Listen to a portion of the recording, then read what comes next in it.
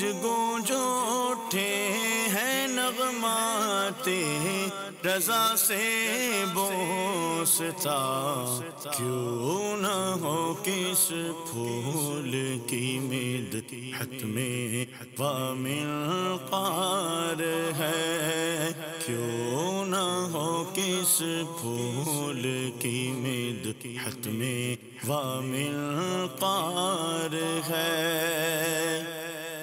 الحمدللہ رب العالمین والصلاة والسلام علی سید المرسلین، اما بعد فاعوذ باللہ من الشیطان الرجیم، بسم اللہ الرحمن الرحیم۔ الصلاة والسلام علیک یا رسول اللہ وعلی آلک واصحابک یا حبیب اللہ، الصلاة والسلام علیک یا نبی اللہ وعلی آلک واصحابک یا نور اللہ۔ میٹھے میٹھے اسلامی بھائیوں اور مدنی چینل کے ناظرین، سلسلہ ہے نغمات رضا۔ شاید آپ کو میرے چہرے کی مسکراہٹ کچھ بتا رہی ہو، آج بہت خوشی ہے۔ خوشی کیوں ہے کہ آج نغمات رضا میں اس کلام کو شامل کرنے جا رہے ہیں جس میں ہم سب کے آقا مدینے والے مصطفیٰ معراج کے دولہ صلی اللہ تعالیٰ علیہ وسلم کے معراج شریف کے سفر کو ذکر کیا گیا ہے۔ جی ہاں، آج قصیدہ معراج انشاءاللہ پڑھیں گے بھی، سنیں گے بھی، جھومیں گے اور سمجھیں گے بھی۔ بہت بار سنا ہوگا مگر شاید اس کے بہت سارے اشعار مدنی چینل کے ناظرین ہم سمجھ نہ سکے۔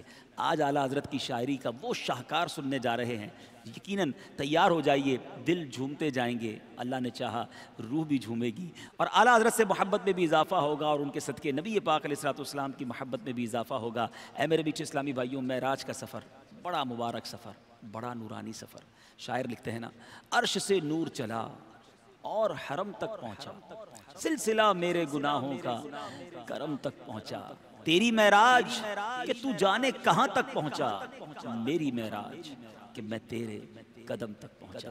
ایک نئی جگہ ہے، ایک نیا انداز ہے، اور میں آج اکیلا ایک نعت خواں کے ساتھ نہیں، آج الحمدللہ چار بڑے پیارے ثناخوان رسول میرے ساتھ ہیں۔ دلہن کی خوشبو سے مست کپڑے، نسیم گستاخ آنچلوں سے، غلاف مشکی جو اڑ رہا تھا، غزال نافے بسا رہے تھے۔ کافی مشکل الفاظ ہیں کیونکہ پرانی اردو بھی ہے اور بڑی کمال کی اردو بھی ہے۔ اعلیٰ حضرت لکھتے ہیں، اب اس کے مشکل الفاظ، نسیم گستاخ، نسیم تو کہتے ہیں صبح کی ہوا کو، مگر کیا صبح کی ہوا بھی گستاخ ہوتی ہے؟ یہاں اعلیٰ حضرت دکھ رہے ہیں بے ادب ہوا، اب اس ہوا نے ایسا کیا کیا ہے یہ آگے بتاتے ہیں۔ آنچل، یہاں آنچل سے مراد دامن ہے، مشکی، سیاہ رنگ یا مشک خوشبو میں بسا ہوا، سیاہ رنگ کا یا مشک خوشبو میں بسا ہوا، اس سے مراد یہ بنتی ہے۔ غزال، یہاں ہرن، غزال ہرن جو ہے، یہ غزال جو ہے وہ ہرن کو کہتے ہیں، اور نافے جو ہے ہرن کی وہ تھیلی جس میں کستوری جمع ہوتی ہے۔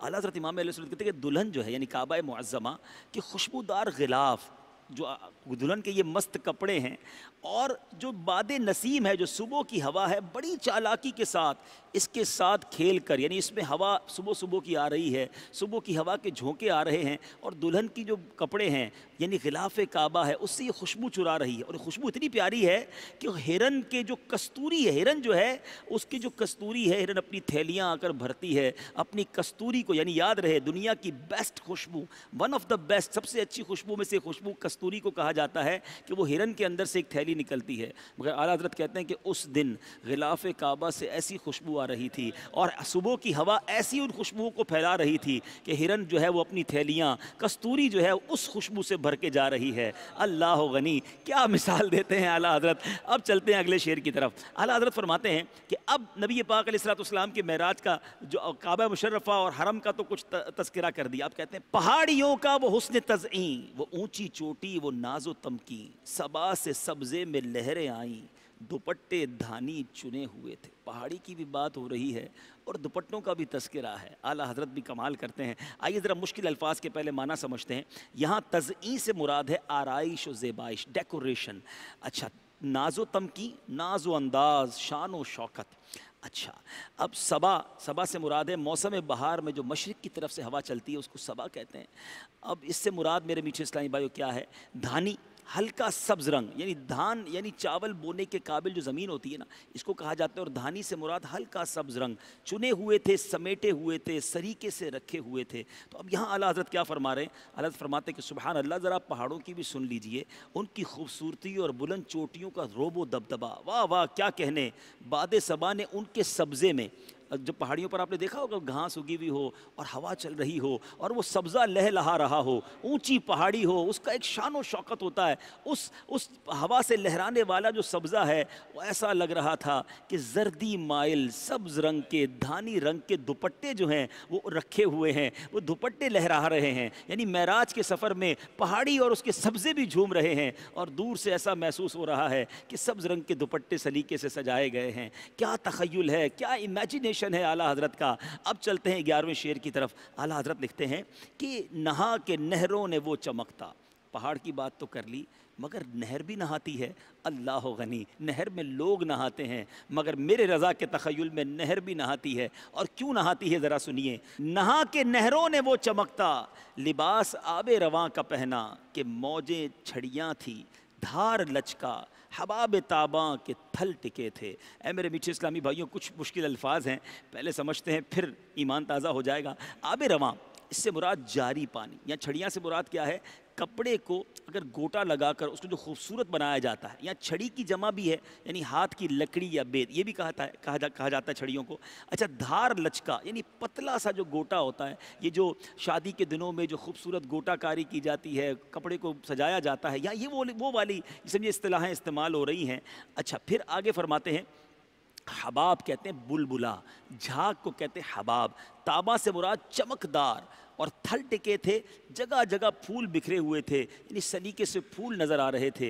अब यहाँ किस कपड़े की, किस थान की, किस गोटे की बात हो रही है। इमाम अहले सुन्नत लिखते हैं कि नहरों का हाल क्या पूछते हो। उस रात जब प्यारे आका महराज को जा रहे थे, नहरों ने क्या तैयारी की थी। फरमाते हैं कि उन्होंने भी खूब नहा धोकर अपने जारी पानी का चमकता हुआ लिबास पहन रखा था। नहरें भी चमकदार हो गई थीं और उनकी मौजें घुंघरू गोटा और उनकी धारें बारीक गोटे की तरह नज़र आ रही थी, और उनके ऊपर पानी की खूबसूरत हबाब, हबाब कहते हैं बुलबुले को, पानी की खूबसूरत रंगा रंग बुलबुले चमकदार और रंगीन फूलों की तरह जगह जगह टिके हुए थे। अगर आपने रैम्बो देखा हो, जिसको कौज़ो कज़ा के रंग कहते हैं, जब सुबह का वक्त होता है और 7 रंग हों और वो 7 रंग किसी नहर पर पड़ें और उसमें बुलबुले हों, तो ऐसा फील होता है कि वो चांद तारे और उस पर एक फूल बिखरे हुए हैं। आला हज़रत कहते हैं नबी पाक की जब रवानगी का वक्त था, नहरों ने भी निराला रंग अपनाया हुआ था।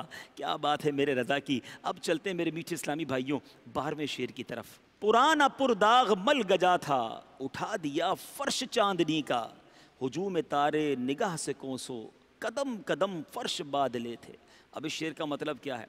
अब यहाँ मेरे मीठे इस्लामी भाइयों, मलगजा ना मैला ना साफ़, ये दरमियाना सा जो होता है, बहुत ज़्यादा साफ़ भी नहीं और बिल्कुल मैला भी नहीं। अच्छा, कोसों यानी मीलों दूर इस्तेमाल होता है ना, कोसों दूर से आए हैं तो मीलों। अच्छा, बादले ये ज़री का कपड़ा यानी जो रेशम और चांदी के तारों से बनाया जाता है उसको बादले कहते हैं।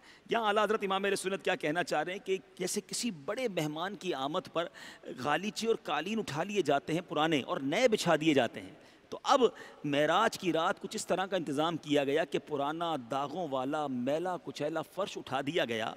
यानी 27वीं शब को महराज हुई, जब चांद नज़र नहीं आ रहा था, याद रहे 27वीं शब को चांद नज़र नहीं आता, तो हालत क्योंकि उसकी रोशनी पुरानी हो गई थी और उसकी जगह नूरी मखलूक यानी फ़रिश्ते हूरें रिजवान जन्नत ने अपनी आंखें फ़र्श राह की गई थी। चांद तो चला गया था मगर नूरी मखलूक ने उस माहौल को रोशन किया। गोया चांद की चांदनी का पुराना फ़र्श उठा दिया गया और नूरानी मखलूक की आँखों का ज़र्री फ़र्श बिछा दिया गया, क्योंकि जो ख़ुद सिराज मुनीर हो वो किसी चांद की चांदनी का हाजतमंद नहीं हो सकता। सुभान अल्लाह। ऐ मेरे मीठे इस्लामी भाइयों, गोया नबी पाक की आमद तो क्या थी कि पुराने फ़र्श को तब्दील करके नूरी मखलूक की निगाहें बिछी हुई हैं। अब ज़रा इन चारों अशार को सुनिए। पहले हमने अब तक काबे हरम की बात सुनी, इन चारों अशार में आला हज़रत ने बिल्कुल नई बात की है।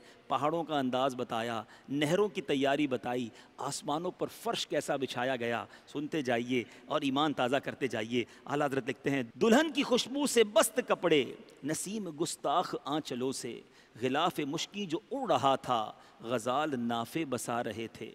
पहाड़ियों का वो हुस्न तज़ईं, वो ऊंची चोटी वो नाजो तमकी, सबा से सब्ज़े में लहरें आईं, दुपट्टे धानी चुने हुए थे, नहा के नहरों ने वो चमकता, लिबास आबे रवां का पहना, कि मौजें छड़ियाँ थी धार लचका, हबाब ताबा के थल टिके थे, पुराना पुरदाग मल गजा था, उठा दिया फर्श चांदनी का, हुजूम तारे निगाह से कोसों, قدم قدم فرش بادلے تھے. دلہن کی خوشبو سے مست کپڑے، دلہن کی خوشبو سے مست کپڑے، نسیم گستاخ آنچلوں سے غلاف مشکی جو اڑ رہا تھا، غلاف مشکی جو اڑ رہا تھا، غزال نافے بسا رہے تھے.